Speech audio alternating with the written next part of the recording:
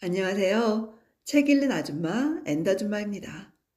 오늘도 장은주 작가님의 이토록 삶이 채워지는 순간들을 낭독해 보면서 여러분들과 함께 귀한 깨달음 얻을 수 있었으면 좋겠습니다.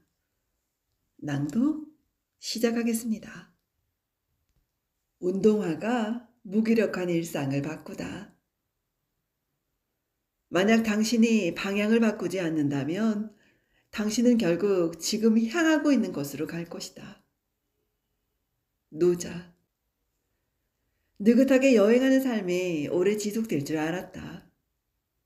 마음만 먹으면 할 수 있는데도 못하는 건 의지 탓이 아닐까?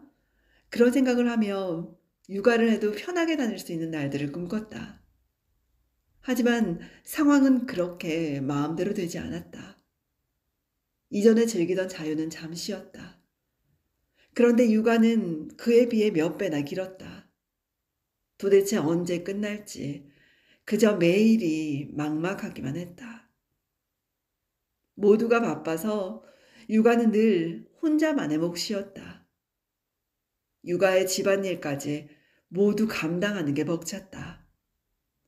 씩씩했던 모습은 어딜 가고 무얼 해도 헉헉대며 불평이 쏟아졌다. 더구나 체력이 늘 바닥이라 밖에 나가는 것도 쉽지 않았다. 게다가 온전한 내 시간이 없으니 답답함은 더했다. 호기롭게 다녔으나 갈 곳이 참 없구나. 어느 순간 깨달았다. 매일 마주하는 환경 속에서 어떤 것을 보는가가 중요하다. 육아를 하다 보면 이전과는 다른 풍경을 늘 마주하고 산다. 특히 오후 4시에 밖에 나가보면 또 다른 세상을 만난다.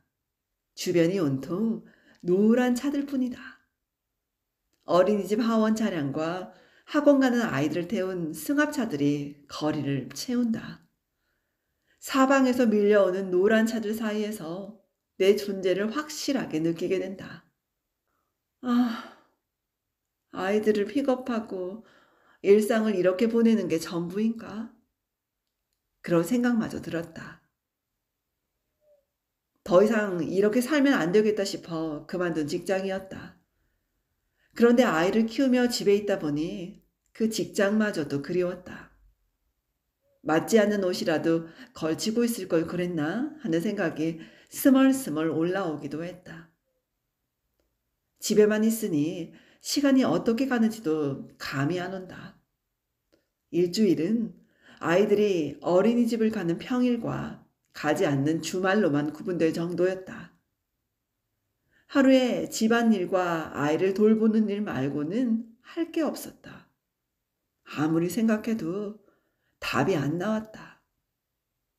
도대체 나는 뭘 할 수 있을까? 할 수 있는 게 있기나 할까? 이렇게 많은 일들이 있는데 왜 나는 갈 곳이 없는지. 정말 이대로 살아도 괜찮을까? 물음이 계속되었다. 그렇게 나에 대해 생각하는 시간이 많아졌다. 나는 지금 집에서 뭐 하는 걸까? 물론 아이를 키우고 있지만 그 속에는 나라는 사람이 없었다. 누구의 엄마는 있어도 어디서도 당당한 내가 없었다.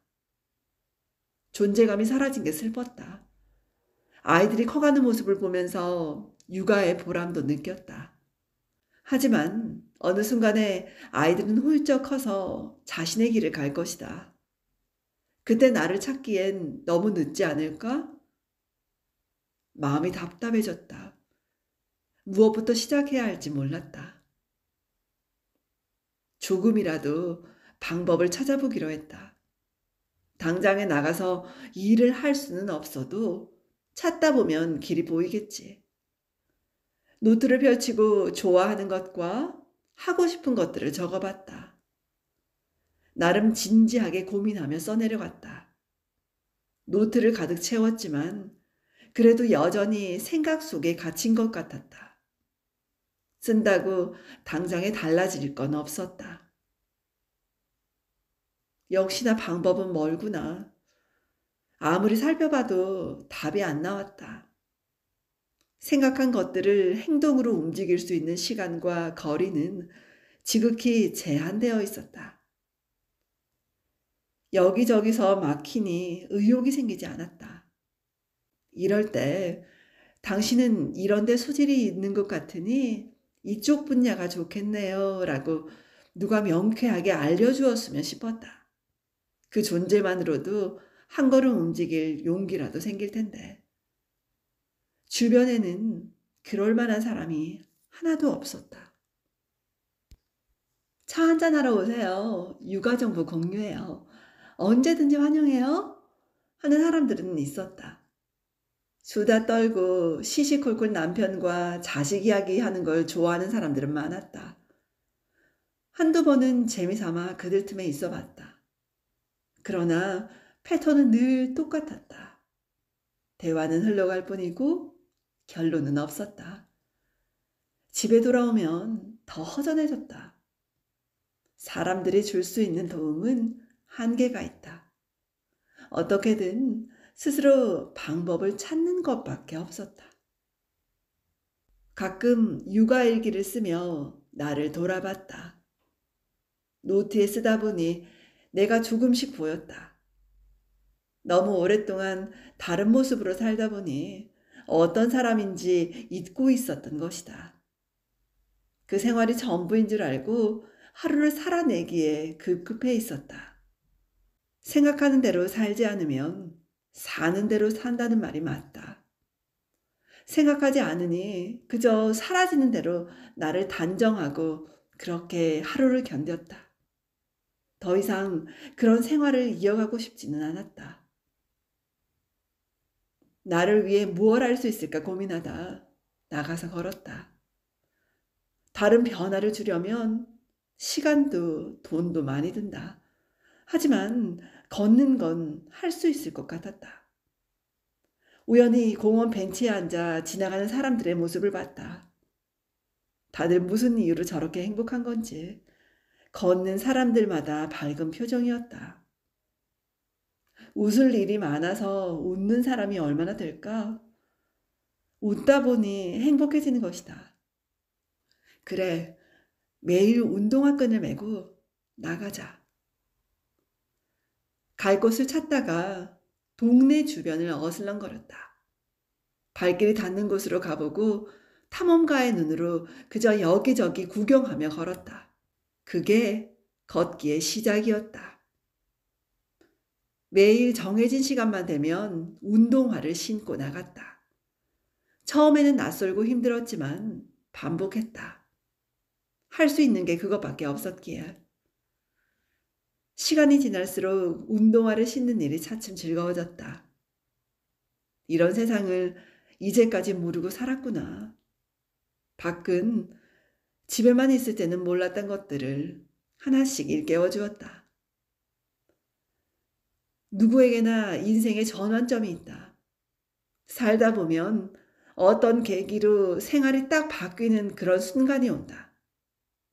내 삶은 그렇게 걷기로 달라졌다. 천천히 걷기 시작한 이후로 생활이 완전히 바뀌었다.